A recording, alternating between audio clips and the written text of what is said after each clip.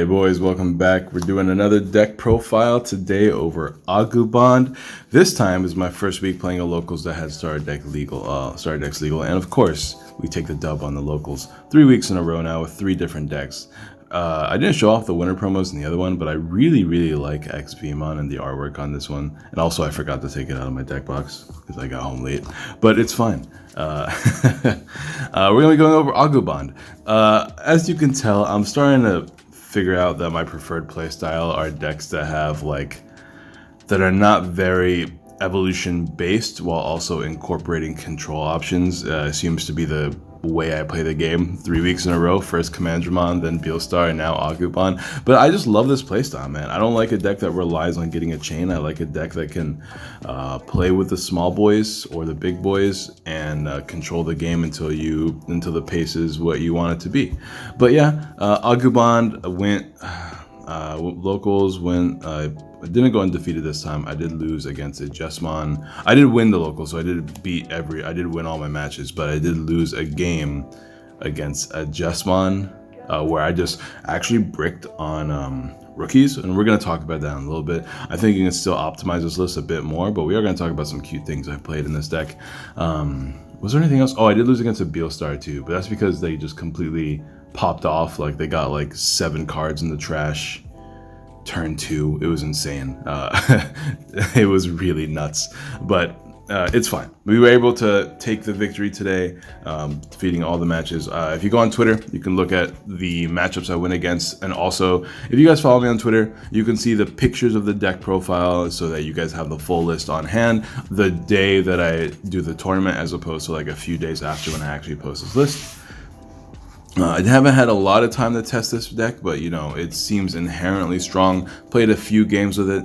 Was pretty happy with the build, and also, it's Agumon. It's just inherently simple to build, inherently simple to play. So let's go over the deck. We're gonna start with Digimon. You play this because you attack security. That's your thing. So when you attack the player, you gain 1,000 power. Does matter in this format where security is generally weak in this format.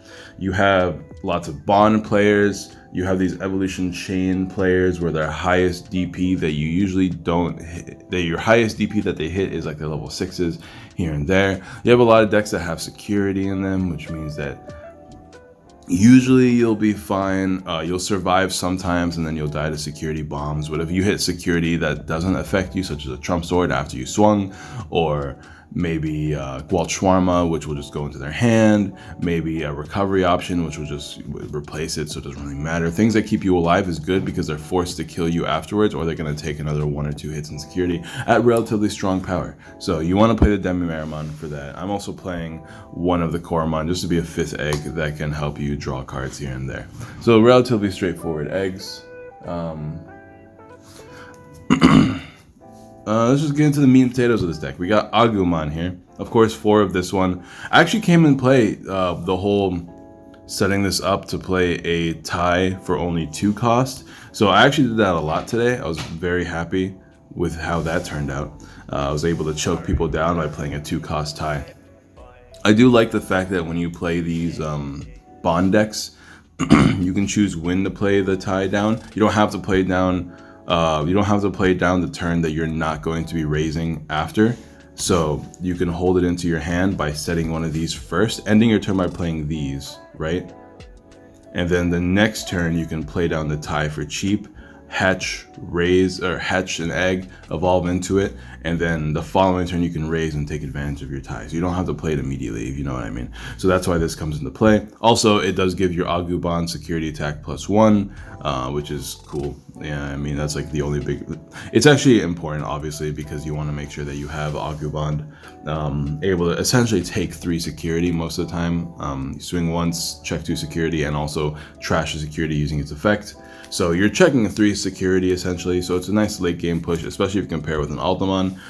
The other Agumon I'm playing is 4 of this one that gives your Digimon 2000 DP when attacking directly, which once again does matter. It actually does affect blocking too. because usually you're going to be 7k attacking into security, which means some very little blockers can actually block you, because even if they block you, you're still attacking security, so you're still getting the 2k boost. Same reason why we're playing 3 of these. Only 3 though, because I wanted to play the other Agumons too. I don't think I'd bump this up to 4, but I would play other Agumon and maybe bump one of these other Agumon cards to a higher count as well. But this one, if you have a Greymon underneath, it does give 4k. It's only Greymon, which is why I'm playing more of these, because you are playing not Alderman, the other hybrid, the red hybrid, which I will see in a bit. So you want to make sure you have more of these in case that ever comes into play. We are playing 3 of the memory, or not, I'm sorry, 3 of the Tamer Searcher Agumon. It literally never worked. It didn't work. Oh no, it did work once in my final game. So I guess that was cool. Other than that though, I whiffed every single time, which is another thing I mentioned on Twitter, how I would maybe play more Tamers, maybe another Marcus, just so I have 3 memory at the start of my turn. And I am playing 2 Agumon Experts, and I think, is that all the Agumons I'm playing? Yes, that is. I thought I was playing another one, but I guess I'm not. So yeah, 2 Agumon Experts, specifically so you can grab Agumon from the trash if it ever gets checked in security, or it's just another way to search Agumon, because you can search for any Digimon with Agumon in its name, including Agumon Bond of Courage. So getting this from Agumon from your trash if it ever gets checked in security is like another way to get Agumon in your hand very quickly. This leaves me at 4, 8, plus 6, 14, 16 rookies. Weirdly enough, I did brick on rookies. So I'm thinking about maybe playing the 2-cost Agumon, the one that's black, because it's 2 costs, it's really nice. Maybe a 4th one of these, so I can be searching for Tamers all the time. I really want to go up to 18 ideally, so we'll talk about that near the end of the video, but ideally 18. I'm thinking a 2 of Agumon Expert and 2 of the 2-cost one. The problem with that is that it is still 1 to evolve, which is not great if you're bricking on rookies. If that's the only rookie in your hand, you don't want to end your turn by evolving usually. Sometimes it's not bad to choke, so I'm still thinking about it. I want to test with it first, but I want to test with that, and I also want to test with 4 of these. I also want to test with a 3rd Marcus. I'm only playing 2 right now, but a 3rd Marcus could also be good. Well, that's it for the rookies. Now for the real heroes of this deck, the champions. With the best champion in the game, I don't care what anyone says, we have Greymon here. If you have an Agumon underneath it, you get security attack +1. I'm not playing Strabimon or Flamemon. Flamemon is the red version. I'm not playing Flamemon in this deck. You could play Flamemon because it can search your Agunimons and can search your Tamers, but this card is such an essential part of this deck, because once again, like I mentioned earlier, if you have the 2k power increaser plus the Demi Meramon, you are swinging 2 security for 8,000 DP turn 2. Very few things in this game right now are 8,000 DP. The Jesmon list, the only thing that's above 8,000 is the Jesmons, unless they're playing a weird level 8, level 5 I mean. Gabumon, the only thing they have is the actual Gabumon other than the security options. And what else is there? And Beelstar, the only thing they have is their Beelstar. Other purple lists, they play like, what's it called? Lady Devimon, like if you're playing against Lilithloop.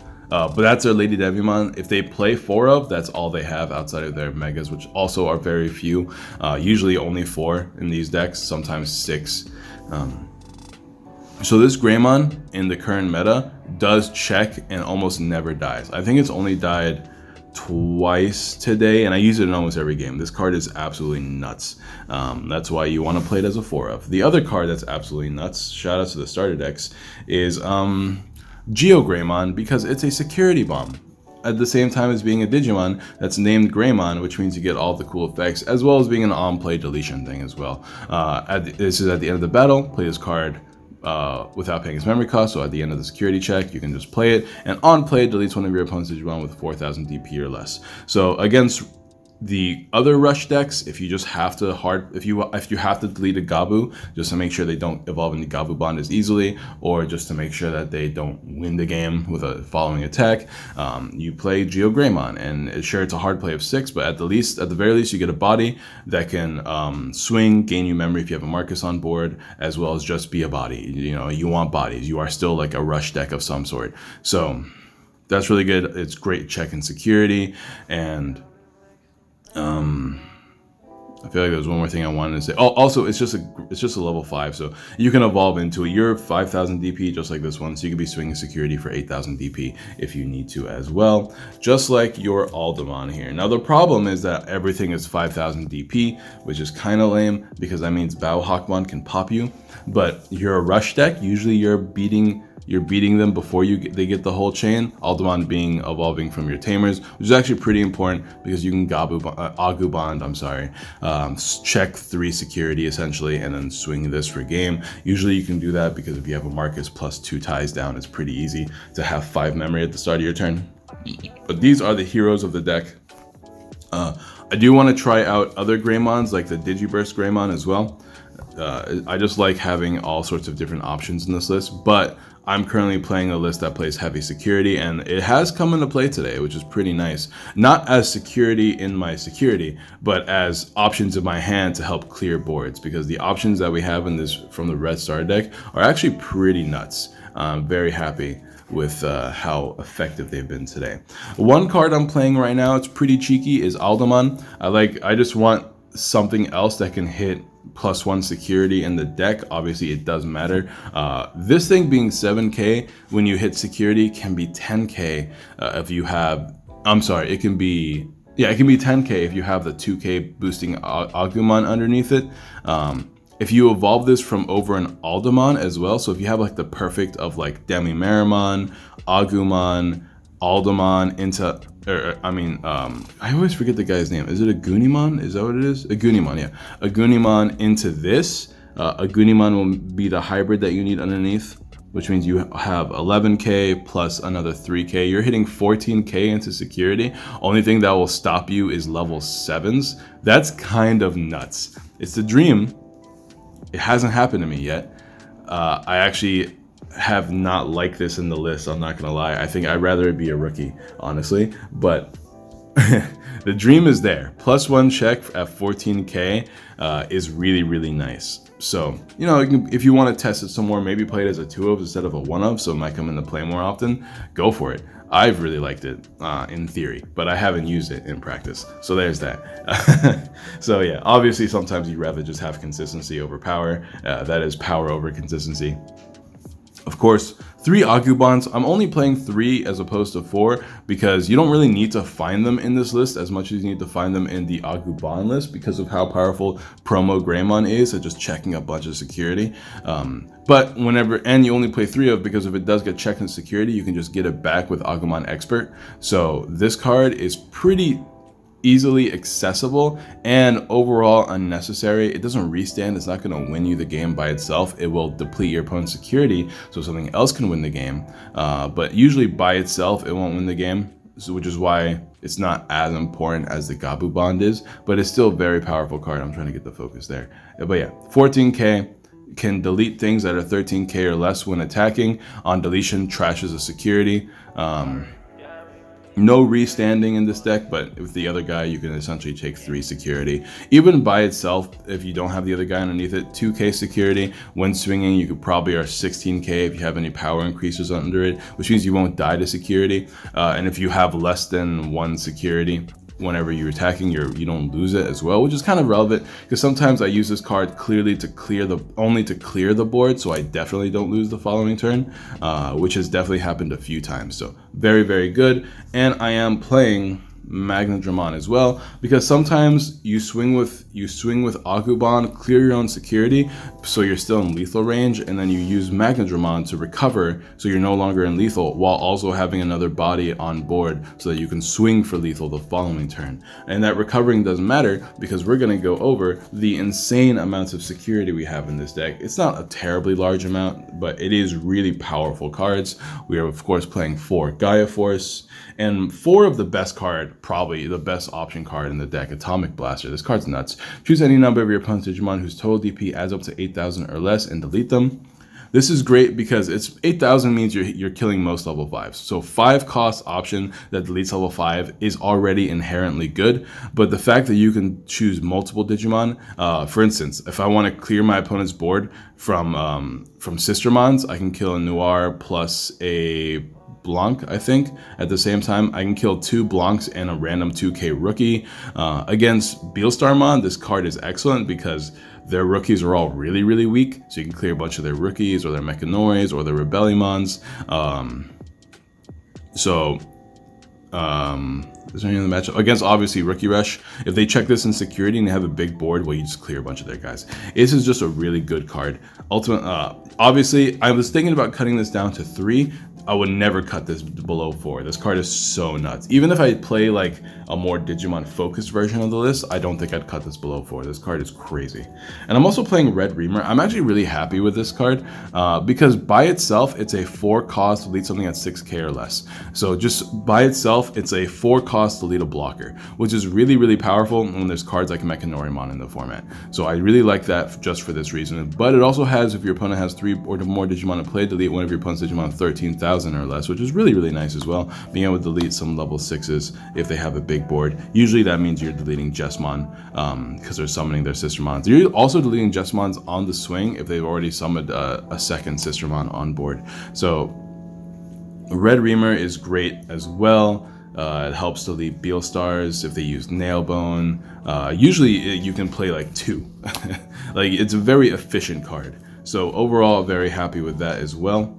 Options, pretty good. 10 security. It doesn't really make your deck a big bomb deck. In fact, I don't think I've had any big bombs happen today at all. I think I had 1 Geogreymon check security and 1 Gaia Force, but like that's out of 8 matches. Actually more than that because I did go best of 3s in 2 of them. So out of like 2, 4 plus 6, 10 matches today, only 2 bombs ended up happening. So overall, do with that knowledge what you will if you want to increase or decrease the security amount. But I am very happy with how the games turned out today. 4 Ty and 2 Marcus. I want more Marcus only because I like to extend my plays a little bit more. Sometimes I want to get down 2 rookies as opposed to just 1 and passing my turn. Sometimes I want to evolve and play a rookie just to draw and do some shenanigans. I really think I want a 3rd Marcus, especially since I'm playing so many Greymons in this list. Marcuses actually do matter. I do gain memory with the Marcus. So a 3rd Marcus is really good. Of course, Ty giving you the ability to gain and draw, gain memory, draw, increasing your consistency, as well as giving you the Agumon potential. You want to definitely play 4 of them so you can find them. But that's the deck profile. Once again, the only cards I want to play in this list is a 3rd Marcus and maybe more rookies. I would ideally like to go to an 18 count of rookies. The problem is, what do I cut? You know what I mean? I don't want to cut any of the current rookies I have, right? Obviously, because I want to play more cards. I don't want to cut any of the champions I have. In fact, I want to play more. This is the only card that I want to cut at the moment. And I don't want to cut any of the options personally. So realistically, I'm not sure what I would do. I'd have to play more games with this deck to be confident. Like my Beelstar deck, I've made multiple changes since the video. Not because I think the deck was bad, but because I wanted to tailor it towards the meta a little bit more. Maybe if you guys want to see an updated version of my Beelstar deck, let me know in the comments, because I do want to, I did make some major changes to the deck that have made the deck a lot more consistent, and should, in theory, be better suited for the meta. So let me know in the comments. If not, I'll just skip it and do a different profile. I think, oh, and actually in the comments, because this will probably go up quite a bit before Wednesday, which is my locals day, let me know in the comments down below what deck you want to see me play in the next locals. That way I know what to play, because usually I just pick the day of. But anyways, thank you guys for watching. You know the drill. Drop a like, subscribe, share, all that good jazz, and I will see you guys next time.